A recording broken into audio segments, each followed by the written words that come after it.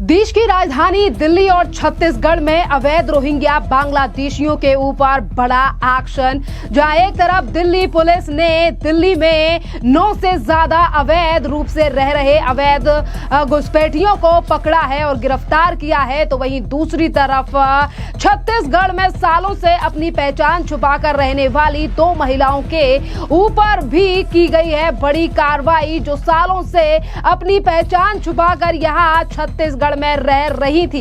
देखिए, देश भर में घुसपैठियों को निकालने के लिए चल रही है ड्राइव।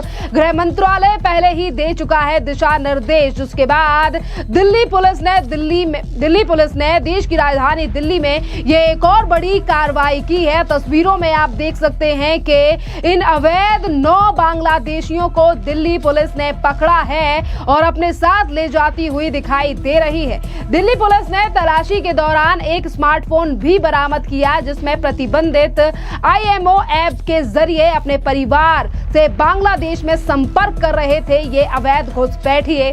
दिल्ली पुलिस पिछले कई महीनों से दिल्ली में अवैध रूप से रह रहे बांग्लादेशियों के खिलाफ अभियान चला रही है, उन्हें गिरफ्तार कर रही है और फिर उन्हें डिपोर्ट भी किया जा रहा है।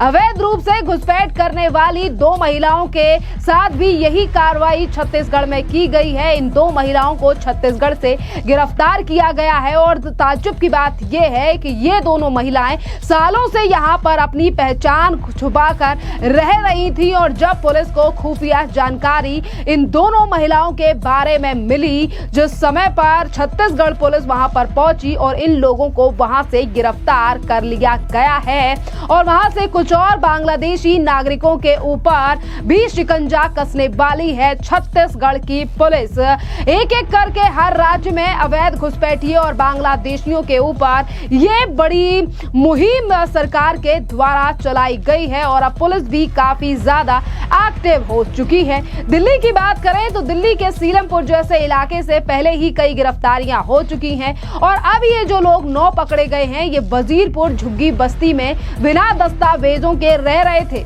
पुलिस की टीम ने संघन घेराबंदी करके करीबन 50 फुटपाथों और 100 गलियों में जांच का अभियान चलाया और इस दौरान अवैध रूप से रह रहे इन 9 बांग्लादेशियों को दबोच लिया गया। पकड़े गए आरोपियों ने पूछताछ में बताया है कि पहले वो हरियाणा के मेवात में ईंट के भट्टे पर काम किया करते थे, लेकिन हरियाणा पुलिस की कार्रवाई से डरकर वो भागकर दिल्ली आ गए और दिल्ली में भी अब बड़ी कार्रवाई के तहत इन लोगों को गिरफ्तार कर लिया गया है। और दिल्ली पुलिस ने जब इनसे तमाम सवाल पूछे हैं तो इन्हीं घुसपैठियों ने दिल्ली पुलिस को बताया है कि वेस्ट बंगाल के कूच बिहार बॉर्डर से भारत में दाखिल हुए थे ये घुसपैठिए। देखिए, ये बहुत बड़ा सवाल से आज पर्दा उठ चुका है कि आखिरकार जो लगातार सवाल उठ रहे थे कि इतने हमारे देश में घुसपैठिए, इतने हमारे देश में अवैध रोहिंग्या बांग्लादेशी आखिरकार कहां से आ रहे हैं, तो इन रोहिंग्या बांग्लादेशियों ने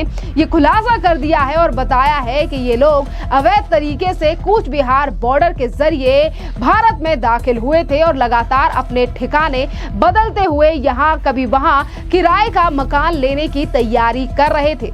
और पूछताछ के दौरान उन्होंने पहले खुद को भारतीय बताने की कोशिश की थी, लेकिन उनके मोबाइल फोन और अन्य सामान की जांच से सच्चाई दिल्ली पुलिस के सामने आ गई और पुलिस ने कहा है कि ये अभियान राजधानी में अवैध रूप से रह रहे विदेशी नागरिकों के खिलाफ चलाया जा रहा है और कई जगहों पर यह अभियान अभी और भी जारी रहेगा। इस पूरे मामले की जानकारी दी गई है और आउटर नॉर्थ के DCP के द्वारा। सुनिए क्या कह रहे हैं DCP, और उन्होंने सीधे तौर पर बताया है कि कहां से इन लोगों को गिरफ्तार किया गया है, किस तरीके से आगे जांच रहने वाली है और इन लोगों ने क्या क्या सवालों के जवाब दिए हैं और इन्हें कब तक रिपोर्ट किया जाएगा। सुनिए DCP का बयान। बांग्लादेशी लोगों को जो इलीगली इधर इंडिया में रह रहे थे, इनके खिलाफ जब ड्राइव स्टार्ट किया तब से हमने स्पेशल टीम्स कंस्टिट्यूट किए थे। अभी तक 831 लोगों को हमने सस्पिशियस लिस्ट में वेरिफिकेशन कर रहे हैं और बहुत सारे लोगों का वेरिफिकेशन हुआ भी है। तो इसमें अभी recently last week additional DCP Chandra Prakash outer north और ACP समेपुर बादली शशिकांत और इंस्पेक्टर अलीपुर शैलेंद्र के एक टीम ने और बाकी थानों के सपोर्ट से 121 लोगों को सस्पेक्टेड लोगों से को डिटेन किया। फिर बाद में वेरिफिकेशन करने के बाद हमने एफआरआरओ में भेजा। तो एफआरआरओ ने पूरा डॉक्यूमेंट्स वेरीफाई करने के बाद वो पता चल गया कि ये इलीगली इधर रहने वाले लोग हैं और इनको डिपोर्ट करने का ऑर्डर भी किया है। तो उसमें 121 लोग हैं। 831 लोगों में अभी भी बहुत सारे लोग अंडर रडार है, इनका वेरिफिकेशन चल रहा है। हमने 1-2 टीम्स भी भेजा था क्योंकि ये मैक्सिमम लोग ये वेस्ट बंगाल से क्लेम कर रहा था, वहां पे वेरिफिकेशन में हमने टीम भी भेजा था। जुग्गी क्लस्टर में मैक्सिमम एक्चुअली बांग्लादेशी लोगों को हमने डिटेन किया है। क्रिमिनल बैकग्राउंड्स अभी वेरीफाई कर रहे हैं। क्रिमिनल एज ऑफ नाउ इनका क्रिमिनल बैकग्राउंड्स अभी अंडर प्रोसेस है। सो डिटेन करने के बाद एफआरआरओ में भी वेरीफाई होता है। तो एफआरआरओ में वेरीफाई करने के बाद रिकॉर्ड्स देखने के बाद इनको डिपोर्ट करता है। एक्चुअली इस सिलसिले में मैं ये बताना चाहता हूँ कि हमने एक एफआईआर रजिस्टर किया है under section 336(2), 336(3), 342 and 61(2) of Bharatiya Nyaya Sanhita and section 14 and 14C of foreigners act 1946। ये एक केस हमने रजिस्टर किया, उसमें एक स्पेशल एसआईटी भी बनाया आफ्टर अप्रूवल।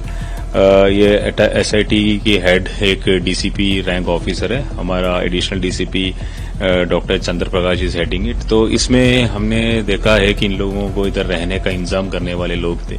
तो इसमें 5 लोगों को हमने इंट्रोगेशन में ज्वाइन कराया, जिसका सस्पिशियस लग रहा था उसको एक 41A का, जो 41A आईपीसी है, अभी सेक्शन 35(3) ऑफ बीएनएस, तो हमने नोटिस भी दिया है, बाउंड डाउन भी किया है। तो इस एफआईआर और एसआईटी का मकसद ही यही है कि ये लोग जो इनको सपोर्ट कर रहे थे, इनको रहने का इंतजाम कर रहे थे या फिर इनको डॉक्यूमेंट्स लेने में जो मदद कर रहे थे, इनके खिलाफ कार्रवाई करना है।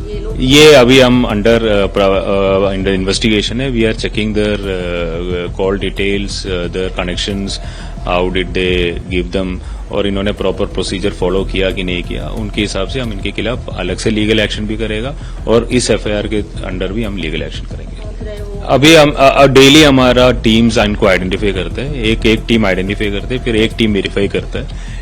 तो एक टीम वेरीफाई करने के बाद जिसके पास डॉक्यूमेंट्स है, प्रॉपर डॉक्यूमेंट्स है, या पता चल जाता है कि इंडियंस ही है, तो इनको फिर प्रॉपर एंट्री करके इनको छोड़ता है।